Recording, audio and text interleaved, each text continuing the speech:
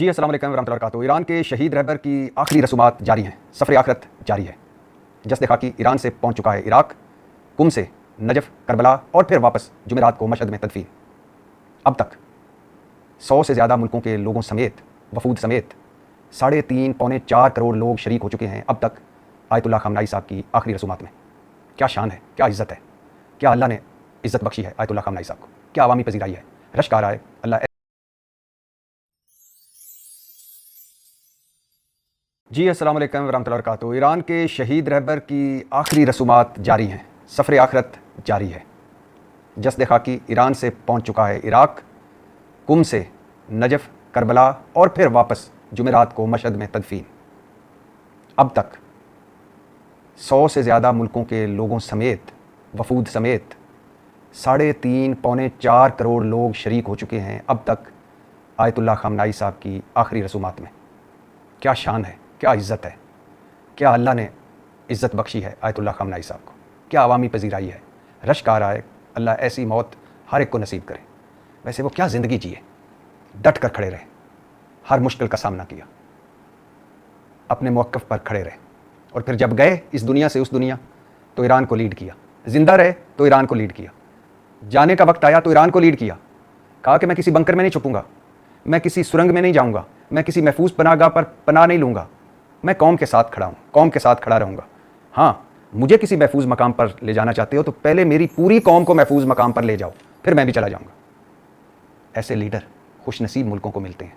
आप उनके मौक़िफ़ से इख्तिलाफ़ कर सकते हैं, वैसे उनका मौक़िफ़ जो सारी उम्र रहा, उनके जो फतवे, उनकी जो गुफ्तगू, उनकी जो पाकिस्तान से मोहब्बत, उनकी जो मुस्लिम उम्मा के लिए खिदमात कमाल की रहीं। और फिर जब गए तो पूरी मुस्लिम उम्मा को शिया सुन्नी की ब्रैकेट से निकाल कर मुसलमान बनाकर, एक मुस्लिम बनाकर चले गए। आखिरी रसूमात जारी हैं। इस पर आज बात करनी है और इस पर भी बात करनी है कि हमास ने 20 सालों बाद गाज़ा में अपनी हुकूमत ख़त्म कर दी है। 20 सालों बाद। अब गाज़ा क्या है? कब्रिस्तान। अब गाज़ा क्या है? खंडर। अब गाज़ा क्या है? कत्लगाह। अब गाज़ा क्या है? नस्ल कुशी जहाँ हुई। कुछ भी बाकी नहीं रहा। मैं सोच रहा हूँ कि हमास ने क्यों हमला किया था इसराइल पर, जब तैयारी नहीं थी, प्लान बी नहीं था, और सब कुछ करवा कर कब्रिस्तान और खंडर बनवा कर अपने हंसते बसते गुलशन को अब हुकूमत ख़त्म कर दी। क्या मिला? इस पर भी बात करता हूँ। और गवर्नर सिंध निहाल हाशमी साहब का जना यूनिवर्सिटी बराए ख़वातीन से खिताब, एक मज़का खेज़ खिताब, अफसोसनाक खिताब, इस पर भी बात करनी है। लेकिन इन तीनों मौज़ूआत पर बात करने से पहले ये बताता चलूँ कि खैबर पख्तूनख्वा असम्बली इख्तियारात, इस्तिस्ना और इस्तेहकाक एक्ट 2026 का गज़ट नोटिफिकेशन जारी हो गया है खैबर पख्तूनख्वा में, खैबर पख्तूनख्वा असम्बली में। और इसके मुताबिक असम्बली मेंबर और इनकी अहलिया को ताहयात ब्लू पासपोर्ट मिलेगा, मुफ्त फ़ज़ाई ज़मीनी सफ़र की सहूलत, टेलीफोन अलाउंस, असम्बली मेंबर, शरीक हयात, नाबालिग बच्चे, वालदैन, गैर शादीशुदा बच्चों के लिए अस्पताल में दाखिले की मुफ्त तिब्बी सहूलियत, मुफ्त दाखिला और फिर तिब्बी सहूलियात और फिर मेडिकल अलाउंस। अपोजिशन लीडर की तनख्वाह और मरात सूबाई वज़ीर जितनी होंगी। स्पीकर को 2 सरकारी झंडे वाली गाड़ियाँ और एक बुलेट प्रूफ गाड़ी मिलेगी। डिप्टी स्पीकर को 2 सरकारी गाड़ियाँ मिलेंगी। डिप्टी स्पीकर और इनकी अहलिया के लिए फर्स्ट क्लास या बिजनेस क्लास का हवाई सफ़र। 2 ज़ाती मुलाजमीन के लिए इकानमी क्लास का टिकट। स्पीकर अवामी मफाद में सरकारी हेलीकॉप्टर या चार्टर जहाज़ भी इस्तेमाल कर सकता है। सूबाई अरकान असम्बली को टूल प्लाजों पर टैक्स अदायगी से इस्तिस्ना हासिल होगा। सरकारी रेस्ट हाउसेज़ में 3 दिन का क़याम मुफ्त। असम्बली इजलास हो रहा हो या कायमा कमेटी का इजलास हो रहा हो तो रुकन असम्बली अदालत में हाजिरी से मुस्तस्ना होगा। अदालतें असम्बली शेड्यूल से आगाह होने पर केस की समाअत मुलतवी करने की मुजाज होंगी। रुकन असम्बली खुद चाहे तो असम्बली इजलास के दौरान अदालत में पेश हो सकता है। संगीन खतरात की सूरत में रुकन की सिक्योरिटी कैटेगरी ए तक बढ़ाई जा सकेगी। फराम करदा सिक्योरिटी गिलगित बल्तिस्तान, आज़ाद कश्मीर समेत पूरे मुल्क में कारआमद होगी। किसी भी रुकन असम्बली की गिरफ्तारी या हिरासत से पहले स्पीकर से पेशी की इजाज़त लेना लाजम होगी। इस पर वज़ीर इत्तलात खैबर पख्तूनख्वा शफी जान साहब का ट्वीट आया और उन्होंने कहा कि खैबर पख्तूनख्वा असम्बली के अरकान को ब्लू पासपोर्ट जारी करने की मंजूरी से मुतल्लक़ गर्दिश करने वाली तमाम खबरें झूठी और मनगढ़ंत हैं। पासपोर्ट जारी करना वफाकी हुकूमत का काम है। सूबाई असम्बली अरकान और काबीना के अरकान पहले से मुकर्रर करदा कवायद व ज़वाबित के मुताबिक अपनी कानूनी मराहत ले रहे हैं। मराहत में इजाफा नहीं हुआ। खैबर पख्तूनख्वा असम्बली में अरकान की मराहत के लिए कोई नया कानून नहीं पेश किया गया, ये सच बात है। लेकिन ये भी सच है कि पहले से मौजूद 1988 के एक्ट को नया नाम दिया गया है और नए एक्ट में 5 नई मराहत शामिल की गई हैं। रुकन असम्बली शरीक हयात को असम्बली कार्ड मिलेगा, एयरपोर्ट VIP लाउंज के लिए ऑफिशियल पासपोर्ट, सरकारी अफसरों की तरह क्लब की मेंबरशिप, ज़ाती गाड़ियों के शीशे आप काले करवा लें या वो जो हल्के काले होते हैं वो करवा सकेंगे। बाकी मुफ्त रिहाइश, टूल टैक्स से इस्तिस्ना 1988 के एक्ट में भी है। 1988 के एक्ट के मुताबिक अरकान गैर ममनुआ बोर के 4 लाइसेंस ताहयात मुफ्त रख सकते थे, अब 8 रख सकते हैं। 4 पैसे देकर और 4 मुफ्त। ये कोई खैबर पख्तूनख्वा असम्बली का अकेली का काम नहीं है, ये मरसिया है हमारी कौम का। ऐवान सदर के बजट बढ़ जाते हैं, वज़ीर-ए-आज़म हाउस के बजट बढ़ जाते हैं, जजों की मरात बढ़ जाती हैं, अरकान कौमी असम्बली की मरात और तनख्वाहें बढ़ जाती हैं, सेनेट की मरात और तनख्वाहें बढ़ जाती हैं, सूबाई असम्बलियों की तनख्वाहें बढ़ जाती हैं, सूबाई वज़ीरों की तनख्वाहें बढ़ जाती हैं, ब्यूरोक्रेसी के जो खांचे लगे हुए हैं, बिजली, गैस, गाड़ी, पेट्रोल, वो भी आपके सामने है। तो ये इन लोगों का ही मुल्क है। और जब इस तरह का कोई बिल आता है तो सारी जमातें एक हो जाती हैं, क्या पीपल्स पार्टी, क्या मुस्लिम लीग नून, क्या पाकिस्तान तहरीक इंसाफ।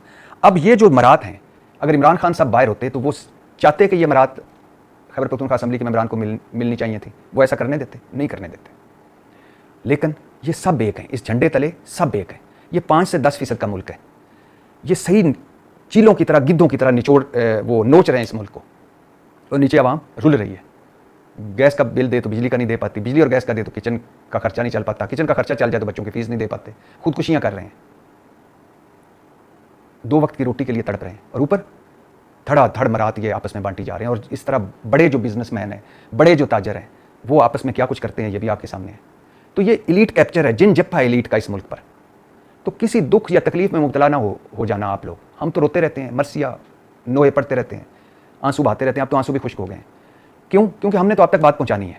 लेकिन ये 78 सालों से यही रोना है इस मुल्क का कि एक क्लास है जो अमीर से अमीर होती जा रही है, मरात याफ्ता से मरात याफ्ता तरीन होती जा रही है, जिनकी औलादें बाहर, पोशाकें बाहर, जदादें बाहर, खुराकें बाहर, इलाज बाहर, डॉक्टर बाहर, अस्पताल बाहर, और एक हम हैं कदम कदम पर छितर पड़ रहे हैं। तो शफी जान साहब की भी बात सुन लीजिए, मान लीजिए, कुछ नया नहीं हुआ, और जो कुछ है उनको मिल रहा है। अगर अपने मुल्क की हालत देखें तो ये मिलना चाहिए इनको, जो कौमी असम्बली को मिल रहा है, सेनेट को मिल रहा है, सूबाई असम्बलियों को मिल रहा है, वज़ीर-ए-आला को मिल रहा है, गवर्नरों को मिल रहा है, सदर फिर किर्गिस्तान के दौरे पर गए हुए हैं जरदारी साहब। क्या फ़ायदा इस दौरे का? उनको भी कोई ना कोई दौरा चाहिए। शहबाज शरीफ साहब को तो दौरों पे दौरे हैं ना, उन्होंने 50 के करीब दौरे खड़का लिए, और सरमायाकारी, बैरूनी सरमायाकारी 40 से 50% नीचे चली गई है। MOU जो साइन किए थे कोई 125 के करीब, उनमें से 1 या 2 के अलावा कोई MOU तोड़ चढ़ा ही नहीं। तिजारत नीचे जा रही है, कर्जे बेताशा ले रहे हैं, महंगाई, बेरोजगारी, गुर्बत बढ़ रही है, और ये दौरे पे दौरे ठोके जा रहे हैं। अब जरदारी साहब का सोचिए, कभी चीन चले जाते हैं, कभी दुबई, कभी किर्गिस्तान, कभी कहीं। जाहिर है क्या करें हमारे सदर में बैठकर, फारिग बैठकर क्या करेंगे? और इधर ये सारे फारिग बैठ के क्या करेंगे? चलो अपनी अपनी मरात बढ़ा लेते हैं, तो बढ़ा ली, क्या फ़र्क पड़ता है? किसने देखना है, किसने पूछना है? इस मुल्क का कोई वाली वारिस नहीं, सब अपने अपने मफादात में। बुशरा बीबी से इनकी बेटी मुबशरा शेख और भाभी मेहरुनिसा की तो मुलाकात हो गई। इमरान खान से गुज़श्ता रोज़ एक बार फिर कोई ना मिल सका। 6.5 महीनों से ज़्यादा अरसा हो गया इमरान खान साहब को, कोई नहीं मिल सका, कोई नहीं पता चला सका कि उनकी सेहत कैसी, उनकी आँख की सेहत कैसी, वो कैद तन्हाई में हैं या नॉर्मल जेल गुजार रहे हैं, उनको क्या क्या सहूलतें मिल रही हैं, क्या क्या नहीं मिल रही, उनके साथ क्या सलूक हो रहा है। ना डॉक्टर मिल पा रहे हैं, ज़ाती डॉक्टरों को तो मिलने ही नहीं दिया जा रहा, ना अपने वकील मिल पा रहे हैं, ना बहनें मिल पा रही हैं, ना पार्टी के लोग मिल पा रहे हैं। और ये ख़ास तरीक़ाकार है कि इमरान खान को पार्टी से काट दो और पार्टी में ब्रूटस छोड़ दो, रॉन्ग नंबर छोड़ दो और पार्टी को दबा लो, आपस में लड़ा दो। जब इमरान खान का कोई मैसेज ही बाहर नहीं आना, पार्टी को कोई हिदायत ही नहीं मिलनी, तो जाहिर है फिर सारे हर कोई चौधरी है पार्टी में।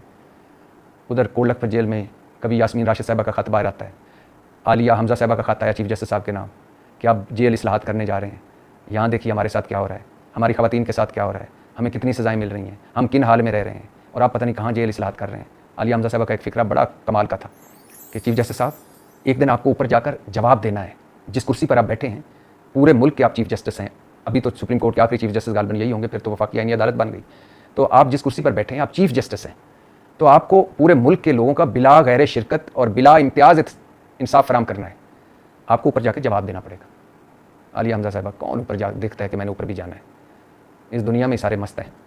और ये भी सुनते जाइए कि ज़ियारत में एक अंदोहनाक फिर दहशतगर्दी का वाक़या हुआ। ज़ियारत पुलिस चौकी पर हमले में जो 9 एहलकार शहीद हुए थे, उन सबको सलाम, और जो लापता हैं अल्लाह ताला उनके लवाकिन को सब्र अता करे।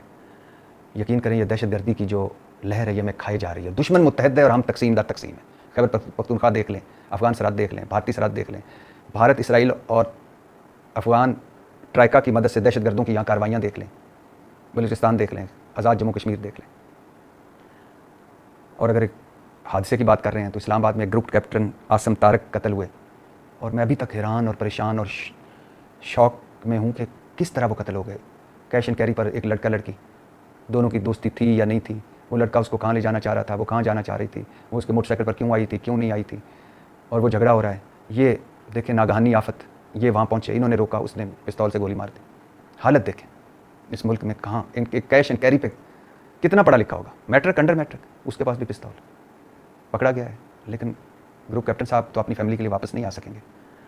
और ये भी सुनते जाइए कि मुल्क की आबादी कंट्रोल करने का मिशन, बल्कि मिशन इम्पॉसिबल, उसके लिए नेशनल पॉपुलेशन काउंसिल कायम हुई है, वज़ीर आज़म साहब चेयरमैन हैं, आर्मी चीफ और वज़राए समेत 15 मेंबर होंगे इस काउंसिल के। अच्छी बात है, ये आबादी बम इसको रोकना चाहिए, लेकिन बड़ी देर कर दी मेहरबान आते आते। और ये भी सुनते जाइए कि ट्रंप साहब पहुंचे हुए हैं नेटो के सरबराही इजलास में शिरकत के लिए तुर्की। नेटो के सरबराही इजलास में शिरकत के लिए तुर्की पहुंचे हैं ट्रंप साहब। वहाँ उन्होंने तैयब उर्दवान साहब से मुलाकात उनकी हुई है और ट्रंप साहब ने तुर्की पर आयद पाबंदियाँ ख़त्म करने का ऐलान किया है। नेटो से मायूस हूँ उन्होंने अलबत्ता ये ज़रूर कहा है और कहा कि तुर्की बहुत मजबूत हुआ है तैयब साहब की क़यादत में। और दूसरी तरफ अब नए हुरमुज़ में जहाज़ों पर हमले जारी हैं, अमेरिका की धमकियाँ भी जारी हैं। ट्रंप साहब ने ताज़ा तरीन बयान दिया और कहा कि अमेरिका या तो ईरान के साथ मुआहदा करेगा या फिर काम तमाम कर देगा। और ईरान ने कहा धमकियाँ जारी हैं तो मुज़ाकरात कैसे हो सकते हैं। ट्रंप साहब आप अपने दस्तखतों की ही इज़्ज़त रख लें, वो जो मफादती याददाश्त पर दस्तखत किए थे। ट्रंप साहब को क्या पता, दस्तखत, इज़्ज़त, लॉजिक, मंतक, इखलाकियात। फ्रांसीसी सदर शाम के दौरे पर पहुंचे और वहाँ हुए 2 धमाके, फ्रांसीसी सदर महफूज रहे। और फीफा वर्ल्ड कप जारी है, अब क्वार्टर फाइनल मरहला आ गया है। एक बड़ा दिलचस्प हुआ है काम फीफा वर्ल्ड कप में इस बार, 64 साल तारीख बदली है फीफा वर्ल्ड कप की। रेड कार्ड मिला एक अमेरिकी खिलाड़ी को, सदर ट्रंप की मुबैना मुदाखलत हुई और जो उनके दोस्त हैं फीफा के हेड ट्रंप साहब के, उन्होंने वो रेड कार्ड ख़त्म कर दिया 1 साल के लिए। और वो खिलाड़ी खेला मैच बेल्जियम के खिलाफ, गो के बेल्जियम ने 4-1 से फिर भी अमेरिका को हराकर टूर्नामेंट से बाहर कर दिया और ख़ुद क्वार्टर फाइनल में पहुंच गया, जहां उसका मुकाबला स्पेन से होगा। और हैरत अंगेज़ तौर पर जर्मनी, रोनाल्डो की पुर्तगाल और नेमार की ब्राज़ील टूर्नामेंट से बाहर हो चुके हैं। 3 बड़ी टीमें, मेसी साहब और अर्जेंटीना मौजूद हैं। अभी देखते हैं क्या बनता है। वापस आते हैं अपने तीनों मौज़ूआत पर।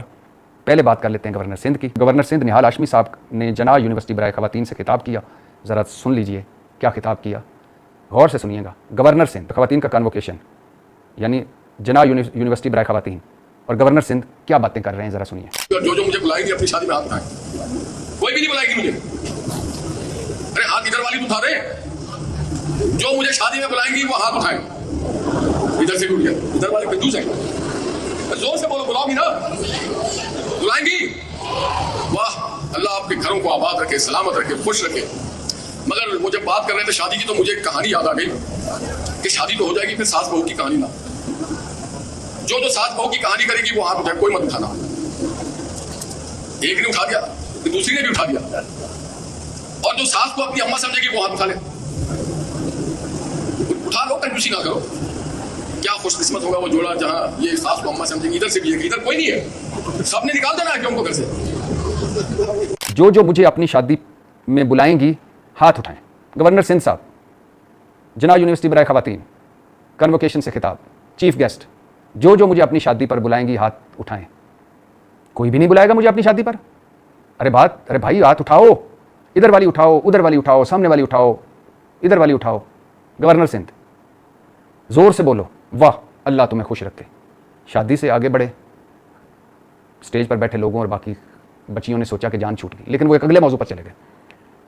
जिन की शादी होगी और सास बहू की कहानी नहीं होगी वो हाथ खड़ी करें।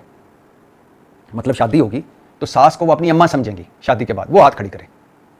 अरे भाई कोई हाथ खड़ी नहीं कर रहा, क्या सास को अम्मा नहीं समझोगी? मैं हैरान हो गया, यकीन करें। ये 2 मरतबा सुना। पहले मैंने सोचा कि ये AI है, आर्टिफिशियल इंटेलिजेंस से ये सब कुछ हुआ है, क्योंकि आजकल हमारे चल रहे हैं। एक वसीम अकरम साहब के हवाले से मेरे ज़ुबान से चल रहा था कि खुदा न खास्ता अल्लाह उनको लंबी उम्र दे, कि उनकी वो फौत हो गए हैं, खुदा न खास्ता अल्लाह उनको लंबी उम्र दे। ये मेरे AI से वीडियो, हर रोज़ मेरी कोई ना कोई वीडियो या हमारे दोस्तों की कोई ना कोई वीडियो AI से बन के मार्केट में चल रही होती है। फिर अब लोगों को पता चल गया, तो मैंने सोचा ये AI है, आर्टिफिशियल इंटेलिजेंस है, किसी ने वीडियो जानबूझकर मजाक उड़ाया। फिर मैंने जब तलाश किया तो वाकई गवर्नर सिंध साहब ने ये सब फरमाया हुआ था। मैं हैरान रह गया कि गवर्नर सिंध वहाँ जाकर क्या गुफ्तगू कर रहा है। उसे क्या गुफ्तगू करनी चाहिए थी कि मुबारक हो आपने डिग्री ली, मुबारक हो आप एक माँ पढ़ लिख गई, मुबारक हो अब आपने प्रैक्टिकल लाइफ में जाना है, छा जाएँ इस मुल्क के लिए काम करें, इस मुल्क की बेहतरी, इस मुल्क की तरक्की के लिए काम करें, आपकी ज़रूरत है इस मुल्क को। कोई CSS करे, कोई जुडिशरी में जाए, कोई सूबाई मुकाबले का इम्तिहान दे, कोई किसी महकमे में जाए और लीड करें इस मुल्क को। पूरी दुनिया की ख़वातीन देखें किस तरह आगे बढ़ रही हैं, आप भी करें। बांग्लादेश की तरक्की में एक उनका किरदार ख़वातीन का है, जो उनकी तरक्की हमसे वो बेहतर पोजीशन पर हैं, तो एक उनमें फैक्टर है। ख़वातीन भी अमली तौर पर हिस्सा ले रही हैं हर फील्ड में, आप भी आगे बढ़ें। इस्लाम आपको ये हकूक़ देता है, हमारा मज़हब ये कहता है, अल्लाह रसूल सल्लल्लाहु अलैहि वसल्लम और कुरान ये कहते हैं। ये कहना चाहिए। कौन कौन मुझे अपनी शादी पे बुलाएगा हाथ खड़ा करे, कौन कौन सास को अम्मा समझेगा हाथ खड़ा करे।